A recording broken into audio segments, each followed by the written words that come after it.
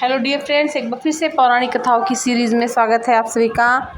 और हमारी जो आज की कथा है तो वो है कि किसके तीर लगने से हुई थी श्री कृष्ण भगवान की मृत्यु। तो आज की हम इस कथा में जानेंगे कि ऐसा कौन सा व्यक्ति था। बलराम जी के देह त्यागने के बाद जब एक दिन श्री कृष्ण पीपल के नीचे ध्यान की मुद्रा में बैठे थे, उस समय क्षेत्र में एक जरा नाम का बहेलिया आया हुआ था। जरा एक शिकारी था और वह हिरण का शिकार करना चाहता था।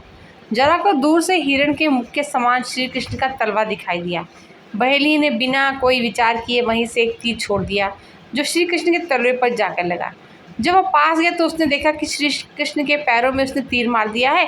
इसके बाद उसे बहुत पश्चाताप हुआ और वह क्षमा याचना करने लगा। तब श्री कृष्ण ने बहेली से कहा कि तू डर मत, तूने मेरे मन का काम किया है, अब तू मेरी आज्ञा से स्वर्ग लोक प्राप्त करेगा। बहेली के जाने के बाद वह श्री कृष्ण का साथी दारू पहुंच गया। दारू को देखकर श्री कृष्ण ने कहा कि वह द्वारका जाकर सभी को ये बताए कि पूरा यदुवंश नष्ट हो चुका है और बलराम के साथ कृष्ण भी स्वधाम लौट चुके हैं। अतः सभी लोग द्वारका छोड़ दो, क्योंकि यह नगरी अब जलमग्न होने वाली है। मेरी माता पिता और सभी प्रियजन इंद्रप्रस्थ को चलने यह संदेश लेकर दारू वहाँ चला गया।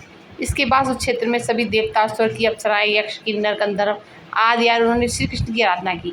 आराधना के बाद श्री कृष्ण ने अपने नेत्र बंद कर लिए और वे सशरीर ही अपने धाम को लौट गए।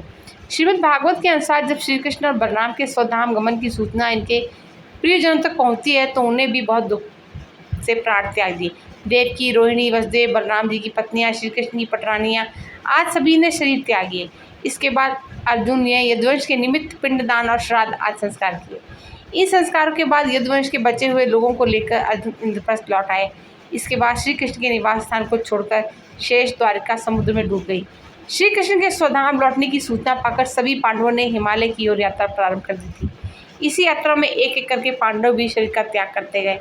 अंत में युधिष्ठिर सशरीर पहुंचे थे। कहते हैं वानर राज बाली ही थे जरा बहेलिया। संत लोग तो यह भी कहते हैं कि प्रभु ने त्रेता में राम के रूप में अवतार लेकर बाली को छुपकर तीर मारा था। कृष्ण अवतार के समय भगवान ने उसी बाली को जरा नामक बहेलिया बनाया और अपने लिए वैसी ही मृत्यु चुनी जैसी कि उन्होंने बाली को दी थी। तो इस कारण से हुई थी श्री कृष्ण भगवान की मृत्यु।